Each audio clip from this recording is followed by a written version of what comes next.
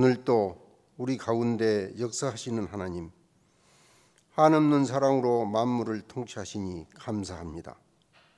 지루했던 폭염도 한순간이고 이제 아침 저녁으로 쌀쌀한 가을의 한복판에 와 있습니다. 길가의 코스모스 위로 고추잠자리가 날고 들판엔 벼가 황금 물결로 변해가고 있습니다.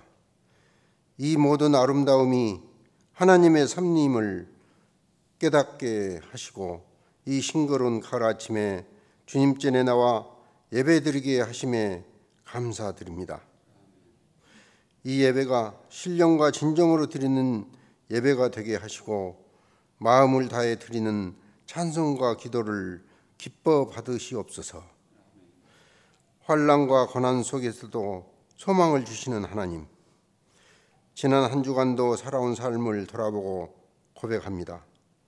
하나님을 섬기고 주님의 뜻에 따라 살아야 함에도 주님이 보시기에 흡족하지 못하게 살아왔음을 고백하오니 용서하여 주시옵소서. 만물의 조화를 원하시는 하나님, 지금은 코로나로 인해 많은 사람들이 고통을 받고 있습니다. 생업에 위기가 오는 성도가 있고 모든 공동체의 활동이 새로운 패러다임을 추구해야 할 어려움에 처해 있습니다. 인간들의 탐욕으로 지구는 위기를 맞고 있습니다. 과학이 자연을 지배하던 시대는 끝내야 합니다. 이제는 과학이 자연을 거스르는 것이 아니라 자연의 이치를 따르고 과학과 문명이 신의 영광을 드러내는 것이어야 할 줄로 믿습니다. 베네딕트 수도사는 말합니다. 나는 혼자 버려진 게 아니라 어딘가에 속해 있다. 나는 모든 인간에게 속한다. 나는 온갖 동물과 식물에 다 속한다. 이런 귀속감이 들 때 어떻게 구체적으로 종교적 삶을 사느냐로 귀결되는 것이다. 사랑의 하나님, 우리 무진 공동체에 속하는 각자에게 지금의 시대가 불편하고 힘들지만 주님께서 영육간에 위로하여 주시고 결코 혼자가 아님을 알게 하여 주시고 말씀을 붙들 때 성령께서 함께하여 주셔서 역사하여 주시옵소서. 교회와 성도와 정부가 함께하여 이 난관을 극복할 수 있는 능력을 허락하여 주시옵소서. 항상 낮은 곳으로 임하시는 하나님, 실로 중요한 것은 살아있는 주님과 함께하는 것, 의자 위에 잠든 고양이처럼 평화 안에서 평화롭게 살아가게 하소서. 권능의 하나님, 오늘 또 말씀을 전하실 목사님께 성령의 능력으로 충만하게 하시고 예배 순서에 함께하여 주시옵소서. 오늘의 예배를 통하여 주님께서만 홀로 영광 받으시옵소서. 살아계신 예수님의 이름으로 기도드립니다. 아멘. 하나님의 말씀입니다. 구약성경 시편 147편입니다. 구약성경 908쪽 시편 147편.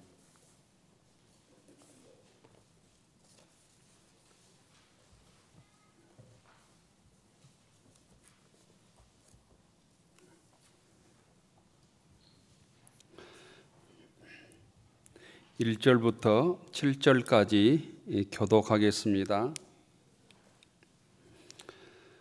할렐루야. 우리 하나님을 찬양하는 일이 선함이여 찬송하는 일이 아름답고 마땅하도다. 여호와께서 예루살렘을 세우시며 이스라엘의 흩어진 자들을 모으시며 상심한 자들을 고치시며 그들의 상처를 싸매시는도다. 그가 별들의 수요를 세시고 그것들을 다 이름대로 부르시는도다. 우리 주는 위대하시며 능력이 많으시며 그 지혜가 무궁하시도다. 여호와께서 겸손한 자들은 붙드시고 악인들은 땅에 엎드려 드리시는도다. 감사함으로 여호와께 노래하며 수금으로 하나님께 찬양할지어다. 아멘.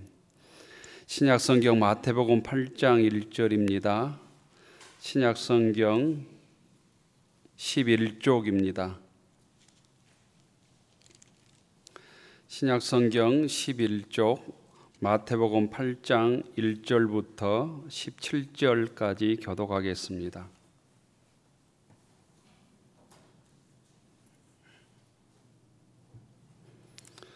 마태복음 8장 1절 예수께서 산에서 내려오시니 수많은 무리가 따르니라. 한 나병 환자가 나와 절하며 이르되 주여 원하시면 저를 깨끗하게 하실 수 있나이다 하거늘 예수께서 손을 내밀어 그에게 대시며 이르시되 내가 원하노니 깨끗함을 받으라 하시니 즉시 그의 나병이 깨끗하여 진지라. 예수께서 이르시되 삼가 아무에게도 이르지 말고 다만 가서 제사장에게 내 몸을 보이고 모세가 명한 예물을 드려 그들에게 입증하라 하시니라. 예수께서 가버나움에 들어가시니 한 백부장이 나와 간구하여 이르되 주여 내 하인이 중풍병으로 집에 누워 몹시 괴로워하나이다. 이르시되 내가 가서 고쳐 주리라. 백부장이 대답하여 이르되 주여 내 집에 들어오심을 나는 감당하지 못하겠사오니 다만 말씀으로만 하옵소서. 그러면 내 하인이 낫게 싸움나이다. 나도 남의 수하에 있는 사람이요 내 아래에도 군사가 있으니 이더러 가라 하면 가고 저더러 오라 하면 오고 내 정도로 이것을 하라 하면 하나이다. 예수께서 들으시고 놀랍게 여겨 따르는 자들에게 이르시되 내가 진실로 너에게 이르노니 이스라엘 중 아무에게서도 이만한 믿음을 보지 못하였노라. 또 너희에게 이르노니 동서로부터 많은 사람이 이르러 아브라함과 이삭과 야곱과 함께 천국에 앉으려니와 그 나라에 본 사람들은 바깥 어두운 데에 쫓겨나 거기서 울며 이를 갈게 되리라. 예수께서 백부장에게 이르시되 가라 내 믿음대로 될지어다 하시니 그 즉시 하인이 나으니라. 예수께서 베드로의 집에 들어가사 그의 장모가 열병으로 앓아누운 것을 보시고 그의 손을 만지시니 열병이 떠나가고 여인이 일어나서 예수께 수종 들더라.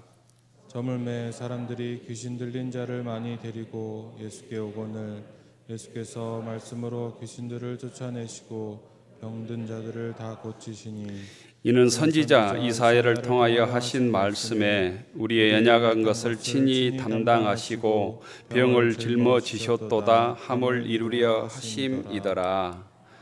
아멘. 주님의 말씀에 은혜 받을 수 있기를 축원합니다. 추석 명절 잘 보내셨는지 모르겠습니다. 옆 사람 인사하십시다. 반갑습니다. 잘 나오셨습니다. 주님의 평화가 여러분에게 표와 함께 하겠습니다. 복음과 함께 고난을 받으라. 복음과 함께 고난을 받으라.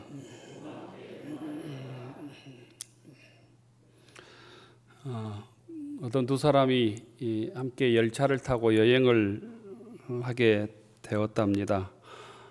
마주 앉아서 대화를 하다 보니까 예수 믿는 사람이어서 금방 친해지고 또 많은 신앙에 대한 얘기도 하게 되었는데요. 점심시간이 되자 이제 점심을 먹게 되었습니다. 그런데 한 사람은 김밥을 준비해 왔고 한 사람은 기차 안에서 김밥을 사려고 그랬는데 식중독 위험 때문에 김밥을 팔지 못해서 음식이 없었습니다. 점심되자 김밥을 준비해 온 사람이 김밥을 먹기 시작했습니다. 근데 반대 사람이 김밥 먹는 사람을 보면서 내가 오늘 요즘 묵상하는 말씀 중에 이 말씀 통해서 은혜 받고 있습니다. 이렇게 얘기를 했답니다. 그 말씀이 뭡니까 했더니 내 이웃을 내 몸과 같이 사랑하라 이 말씀 묵상하면서 은혜 받고 있습니다. 김밥을 먹고 있던 사람이 저도 오늘 요즘에 이런 말씀 묵상하며 은혜 받고 있습니다. 무슨 말씀입니까? 그랬더니 내 이웃의 물건을 탐내지 마라. 이 말씀 묵상하며 은혜 받고 있습니다. 이런 얘기 했다고 그래요. 신앙인들은 매일 말씀에 의지해서 말씀을 양식 삼고 사는 사람들이어야 합니다. 여러분들은 요즘에 어떤 말씀 묵상하고 은혜 받고 있는지 모르겠습니다. 은혜 받을 말씀들이 많잖아요. 성경에 보면 66권에 1187절의 말씀이거든요. 은혜 받을 말씀이 많은데 중요한 것은 그 은혜를 받는 말씀을 어떻게 우리의 삶에 적용하느냐가 굉장히 중요합니다. 그 말씀을 내 유익을 따라서 내 욕심을 채우기 위해서 말씀을 적용할 때 말씀에 오용이 생깁니다. 말씀의 적용은 그 말씀을 통해서 주의 평화가 이루어져야 되고 사랑이 전해야 되고 주의 뜻이 드러나야 말씀을 바로 적용하는 것이 되는 거죠. 함께 모였는데 혼자만 음식을 먹으면서 내 이웃을 내 몸과 같이 사랑하라, 또는 내 이웃의 물건을 탐내지 말라, 자기에게 좋을 대로 자기 논에 물대기식에 적용을 하게 되면 거기에서는 말씀의 분리현상이 일어나서 주의 뜻을 이루지도 못하고, 말씀을 적용하는데 은혜 받다도 하는데 어떤 사람이 소외되고 어떤 사람이 슬퍼하고 그 교회 그 공동체는 갈등이 일어나고 평화가 깨지게 되는 것이죠. 한국 교회는 말씀을 열심히 읽고 묵상했지만 적용하는데 이렇게 미숙하게 적용을 해오지 않았을까. 내 욕심을 채우는 데만, 내 욕망을 채우는 데만 이 은혜로운 말씀을 적용했기 때문에 이런 결과가 오늘 우리에게 나타나지 않았을까라는 생각을 해봅니다. 이 두 사람의 대화 속에서 이 말씀을 상대방에게 적용했다면 더 다른 결과가 나오지 않았을까 생각합니다. 신앙의 성숙은 그 말씀을 어떻게 적용하느냐에 달렸다. 오늘 마음속에 새기면 좋을 것 같습니다. 오늘 마태복음 8장 1절부터 17절까지 우리가 함께 교독을 했는데, 여기에 보면 네 가지의 환자를, 네 가지의 질병에 걸린 사람을 예수님께서 치료해 준 얘기가 나옵니다. 2절부터 4절까지는 예수님께서 나병 환자를 고쳐주십니다. 5절부터 13절까지는 가버나움에서 백부장 하인의 중풍병을 치료해 주십니다. 14절부터 15절은 베드로의 장모의 열병, 말라리아의 병을 치료해 주십니다. 16절부터 17절 말씀은 귀신 들린 자들과 각종 병자들을 예수님께서 치료해 주시는 얘기입니다. 첫 번째로 나병 환자를 치료하는 예수님의 얘기를 보면 이렇습니다. 예수님 당시뿐만 아니라 구약 시대에도 나병 환자라고 판명이 되면 부정한 자가 되어서 그 사회로부터 격리됩니다. 우리가 지금 코로나19 환자로 확진이 되면 가정에서 격리되잖아요. 뭐 수용시설에 가거나 병원에 가거나 이렇게 되잖아요. 나병 환자들도 마찬가지였습니다. 이게 곧 율법이었습니다. 곧 질병이 더 확산되는 것을 방지하기 위함이었습니다. 집을 떠나야 했습니다.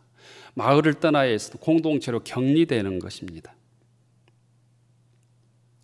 또한 이 나병 환자는 곧 하나님의 저주의 상징, 천벌을 받은 자로 여겼습니다.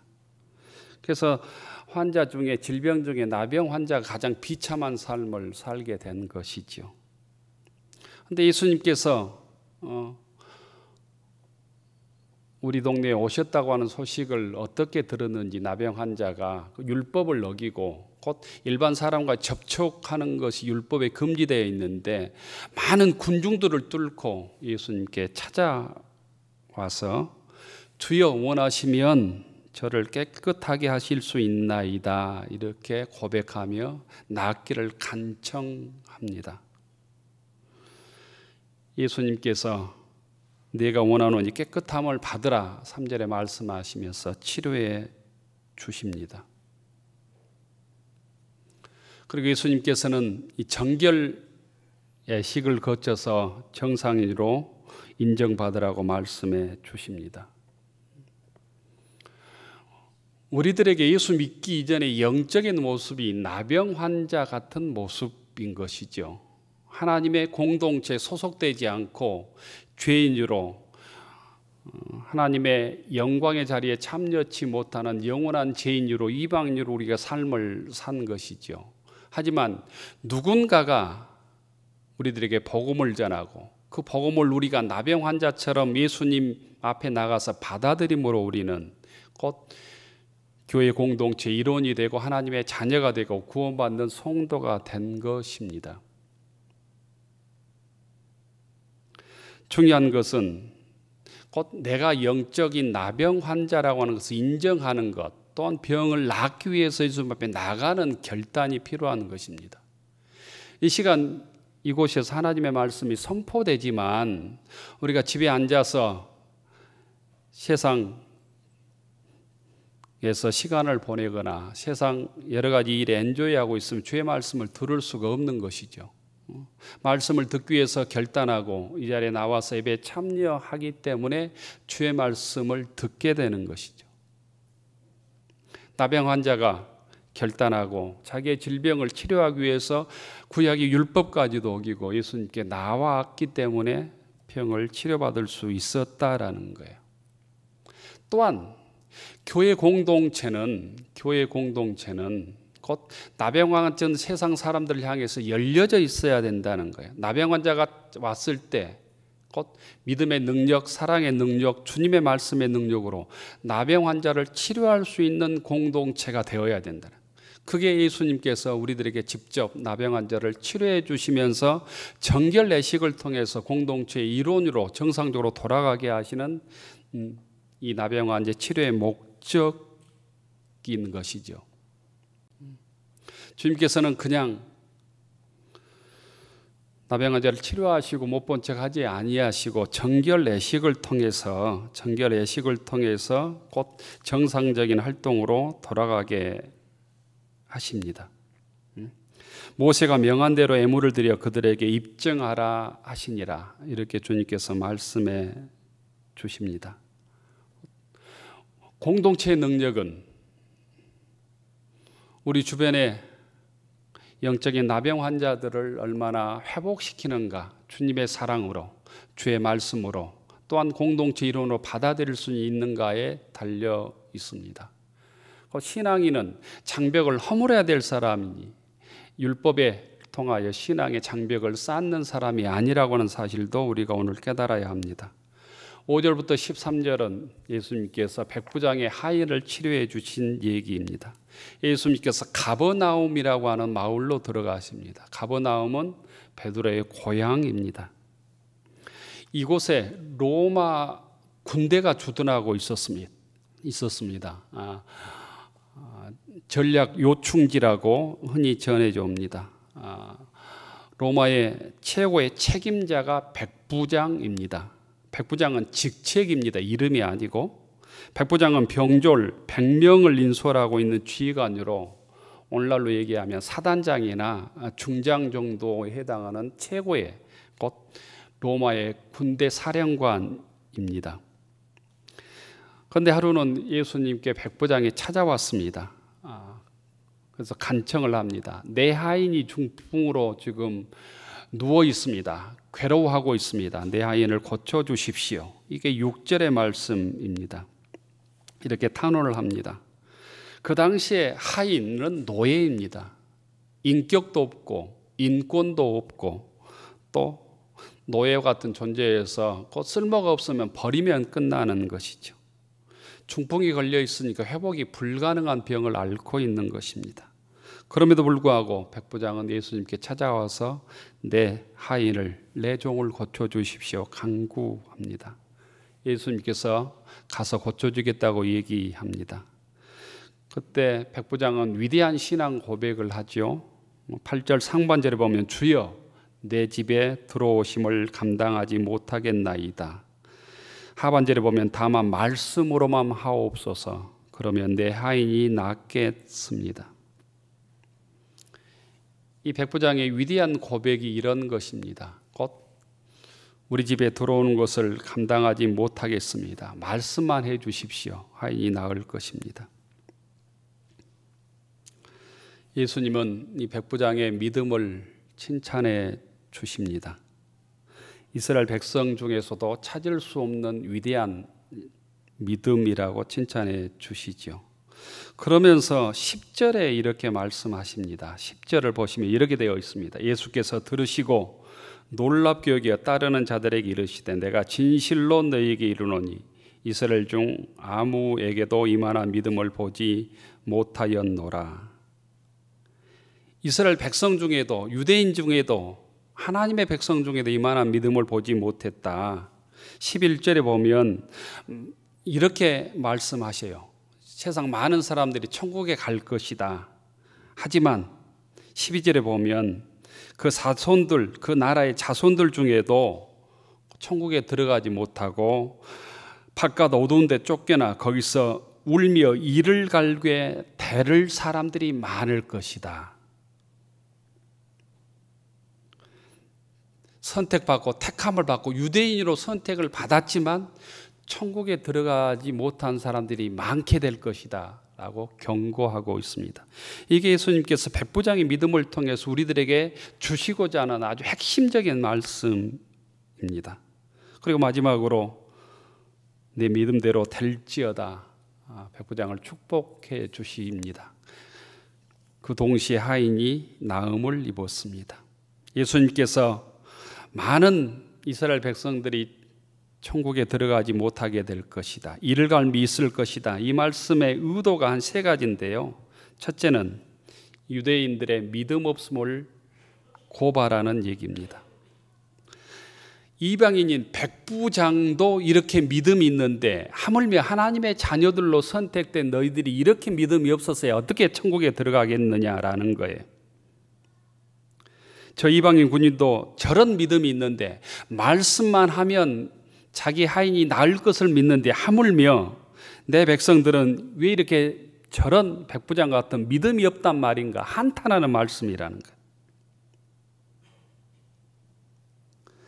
또한 이 말씀은 이방인도 구원을 얻을 수 있다고 하는 얘기입니다.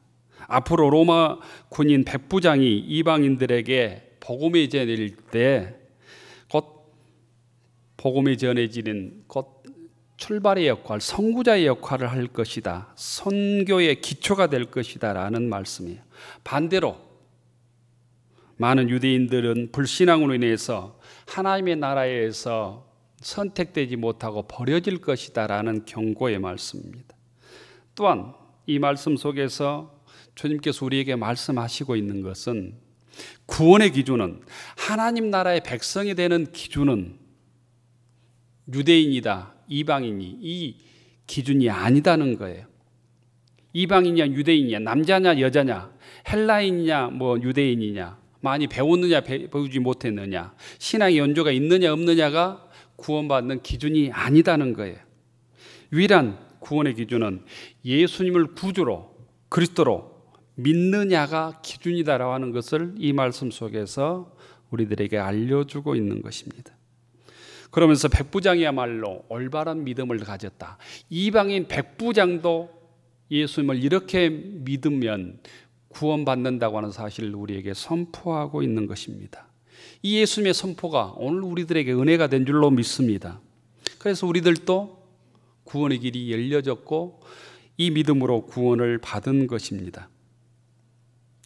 14절과 15절에 보면 예수님께서 베드로의 장모 열병을 치료해 준 얘기가 나옵니다. 16절과 17절은 귀신 들린 자들과 병자들을 치료해 주십니다. 이 병자들을 치료해 주는 일을 통해서 예수님께서는 주의 사랑을 드러내 주신 것이죠. 능력으로 치료해 주십니다. 마태복음의 기록자를 흔히 기자라고 그럽니다. 신문 기자가 있잖아요. 어떤 사건을 전해주고 기록해 두는 사람을 기자처럼 마태복음을 기록한 사람이 마태인데 이걸 흔히 신학적으로는 기자라고 그럽니다. 기자.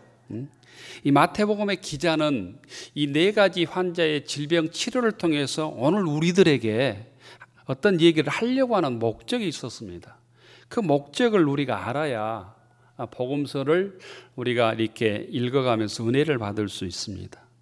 마태복음을 기록한 이 마태 기자는 오늘 우리들에게 뭔가를 알려주려고 하는 거예요. 그것은 뭐냐 하면 이 질병 치료를 통해서 예수님이 메시아다, 예수님이 그리스도다, 예수님이 하나님의 아들이라고 하는 것을 우리들에게 알려주기 위해서 이 질병의 치료 얘기를, 치유 얘기를 기록하고 있는 것입니다. 이 주님이 인간이 아니라 하나님의 아들이며 우리가 기다려왔던 메시아고 세상을 구원할 구원자라고 하는 사실을 우리들에게 알려주고 있습니다. 우리는 세월이 더할수록, 연세가 드실수록 질병으로부터 자유로운 사람이 한 사람도 없습니다. 젊었을 때 무쇠 같은 건강을 유지했던 사람도 연세가 드시면 약해지고 질병에 시달림을 받게 되지요. 온갖 이런 질병 저런 질병으로 약함으로 고생합니다. 고통을 겪고 힘들어합니다. 하지만 질병을 통해서, 약함을 통해서 이 병에 걸려 겪는 외로움을 질고라고 그러는데, 이 질고를 통해서 깨닫게 되는 유익들도 있습니다. 우리가 얼마나 연약한 존재인가를 깨닫게 됩니다. 그래서 겸손하게 되지요. 또 우리가 이 질고 때문에, 고통을 당하기 때문에 주님께 기도하게 됩니다. 그리고 지금까지 건강했을 때 하나님의 은혜가 얼마나 컸는가를 깨닫게 됩니다. 약함을 통해서 주님을 의지하게 되고, 주님께 기도하게 되고, 주의 은혜를 간구하게 되고, 주님의 은혜를 또한 체험하게 됩니다. 또한 약한 자들의 그 고통을 우리가 느끼게 되죠. 그래서 다른 사람을 돕게 되고, 또한 약한 사람과 연대하게 됩니다. 이것이 우리 육체의 약함과 질병을 통해서 깨닫게 되는 것입니다. 그런데 4명의 환자, 4종류의 환자들은 자기의 질병의 한계를 깨닫고 주님께 나와 간청함으로 그 질병의 치유를 받았다라는 거예요. 그 질병 치유를 통해서 예수님께서 자신이 누구인가를, 자신이 메시아이며 그리스도이시며 하나님의 아들인가를 세상 속에 드러내셨다라는 거예요. 그러면서 17절에 이렇게 결론을 내리고 있습니다. 17절을 보시면 이렇게 되어 있습니다. 이는 선지자 이사야를 통하여 하신 말씀에 우리의 연약한 것을 친히 담당하시고 병을 짊어지셨도다 함을 이루려 하심이니라. 이사야 선지자가 예언한 여호와의 종이 곧 메시아 예수님이라는 거예요. 우리의 질고를 짊어지신 분이 예수님이시고 우리를 온전하게 하시는 분이 주님이시라는 것입니다. 우리에게 천국을 누리게 하실 분이 주님이라는 거예요. 예수님을 우리가 믿고 의지할 구주이시고 주님이라고 하는 사실을, 이 구약의 선지자의, 이사야 선지자의 말씀을 이루신 분이 예수님이라는 걸 통해서 마태 기자는 우리에게 선포하고 있는 것입니다. 오늘 그 예수님을 우리 나의 주님으로 믿고 받아들이고 고백하고 주님 앞에 나아감으로 우리 영적 육적 질병을 치료하는 믿음의 교우들이 되기를 축원합니다. 성경은 수많은 기적의 얘기를 우리들에게 전해줍니다. 그런데 돌아보면 우리가 예수 믿는 것 자체가 기적 아닙니까? 우리가 예수 믿고 하나님의 자녀로 이 시간 예배드리는 것 자체가 신앙적 입장에서 보면 기적입니다. 그런데 그 기적을 베푸시는 그 원동력이 무엇일까? 기적을 나타나게 하고 드러내주게 하는 그 원동력은 하나님의 사랑에 있습니다. 기적을 베풀어 주신 근본 목적은 하나님께서 우리를 얼마나 사랑하시는가를 알게 하시는데 그 목적이 있다는 거예요. 하나님께서는 기적을 통해서라도 우리들이 하나님의 사랑을 깨닫기를 원하고 체험하기를 원하신다는 것입니다. 그래서 잊지 않아야 될 기적의 동의는 어떤 초능력이 아니라 하나님의 사랑이 있다고 하는 사실을 믿을 수 있기를 바랍니다. 주님의 사랑이 접촉될 때 우리가 회복이 일어나고 기적이 일어나고 능력이 일어나고 치유가 일어납니다. 성경에서도 주님의 그 사랑이 네 사람을 단 한순간에 단박에 치료했음을 우리들에게 알려줍니다. 백부장이 중풍병으로 괴로워하는 하인을 사랑했습니다. 그래서 예수님께 간청하는 것이죠. 오늘 우리들도 하나님의 은혜를 체험하려면 사랑의 공동체가 되어야 된다는 거예요. 하나님의 사랑에 접촉되려면 주님을 사랑하는 마음으로 간청하는 마음으로 주님 앞에 나와야 된다는 것입니다. 우리 연약함과 질고를 짊어지신 그 주님의 사랑에 접촉됨으로 우리 인생의 질병, 우리 마음의 질병을 치료하는 믿음의 권속들이 되기를 축원합니다. 우리가 주님의 사랑을 받아들일 때 우리 연약함을 극복할 수 있습니다. 우리 마음의 상처도 치료받을 수 있습니다. 우리의 정신과 영혼이 온전해지시고 전인적인 건강을 회복하게 될 것입니다. 또한 그 사랑을 가지고 이웃을 향해서도 팔을 벌려 안을 수 있게 될 것입니다. 그런 주님의 사랑을 체험함으로 세상에서 주의 사랑을 나누고 전하고 세상의 질병을 치료하는 믿음의 권속들 되기를 축원합니다. 인간이 살아가는 데는 일반적으로 살아가면서 겪는 불행은 크게 세 가지라고 그래요. 하나는 질병 때문에 힘들어하는 것이고, 두 번째는 자연적인 재해, 환경 때문에 인간이 고통을 겪는 것이고, 세 번째는 인간의 극심한 욕망의 표출인 전쟁이라고 그럽니다. 우리들은 불과 몇 세기 전까지만 해도 인간의 수명은 30에서 40을 넘어가지 못했습니다. 조선 왕조에 27명의 왕이 있는데 이 27명의 왕의 평균 수명이 46세입니다. 46살입니다. 조선시대 서민들의 평균 수명이 36세라고 합니다. 36세. 우리가 조선시대에 태어났다면 36살 이상 되면 이 땅에 살아 있을 가능성이 많지 않은 것이죠. 불과 100년 전만 해도 인류는 극도의 가난과 추위, 질병과 굶주림 때문에 시달려야 했습니다. 100년 전에 팔이 부러졌다면 평생 불구로 살아야 되는 것이죠. 하지만 지금 8, 90세 보통 살고 120을 바라보는 시대에 정말 인류는 행복한가? 학자들은 그렇지 못하다고 그럽니다.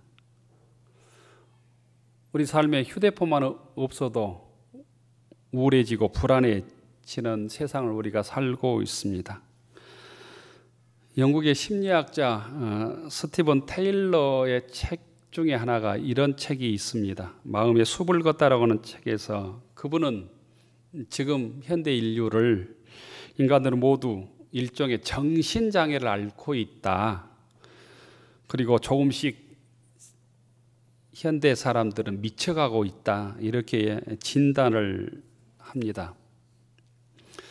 태어날 때부터 그 광기를 이분은 휴머니아라고 하는 거 명명하고 그것이 사람을 조금씩 미쳐가게 하고 한다고 얘기하면서 그걸 극복하기 위해서는 뭐 명상이나 산책이나 뭐 이웃을 위한 봉사 이런 것들로 해결책을 제시하고 있는데 곧 원인을 진단하지만 해결책은 참 보잘것없는 것 같습니다.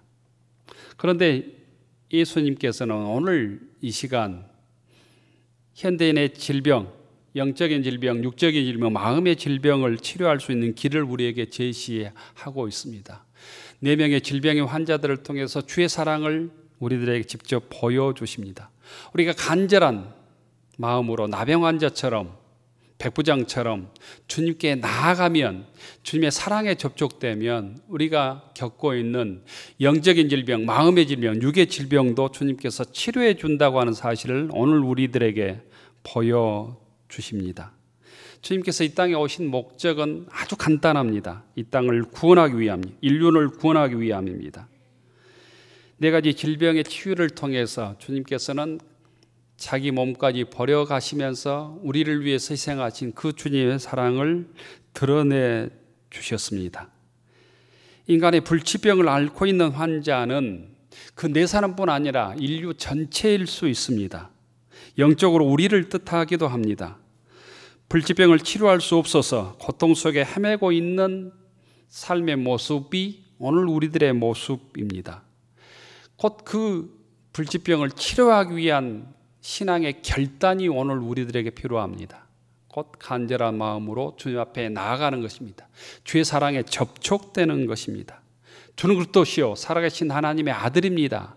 주님이 나의 그리스도이시며 구주입니다를 고백하는 일입니다. 그럴 때 주님의 사랑이 접촉되어서 우리의 육적인 질병뿐만 아니라 마음의 질병과 영혼의 질병도 치료하고, 또한 우리들이 하나님 앞에 거룩하게 사랑의 사도로 주의 제자로 쓰임 받게 될 줄로 믿습니다. 그런 의미에서 기독교는 벌거벗은 수치와 절망과 부족함과 연약함을 겸손하게 주님 앞에 나와서 고백하는 종교입니다. 그렇게 주님 앞에 내 힘으로는 한계가 분명합니다. 절망할 때 주님의 사랑을 통해서 새 희망을 여는 종교가 기독교임을 믿을 수 있기를 원합니다. 주님은 우리의 치료자이십니다. 주님은 우리의 상처 입은 치료자이십니다. 우리의 질병과 마음의 질병과 영혼의 질병을 치료하시며 깨어진 관계를 회복시키는, 사랑으로 회복시키는 하나님의 능력을 우리가 강구하는 믿음의 교우들이 되기를 축원합니다. 문제 앞에 절망하지 말고 절망을 가지고 주님 앞에 나아가서 네 명의 환자들처럼 치료하고 거듭남으로 하나님께 쓰임받고 예수님이 나의 그리스도이시며 메시아임을 선포하는 삶을 살아가는 무진교회 교우들이 되기를 주의 이름으로 축원합니다. 하늘으로 축원하옵나니 이제는 성부 성자 성령 삼일체 하나님의 놀라우신 은혜와 넘치는 사랑과 능력과 권능이 우리 약함의 질고를 치료하시는 예수님을 나의 구원자로, 나의 그리스도로, 나의 메시아로 고백하며 신실한 주의 백성으로 살아가기로 다짐하는 교우들 머리 위에, 우리의 가정과 일터 위에, 우리의 자녀들 위에, 영상예배에 참여하는 모든 교우들 위에 이제로부터 영원까지 함께하여 주시기를 간절히 축원하옵나이다. 아멘.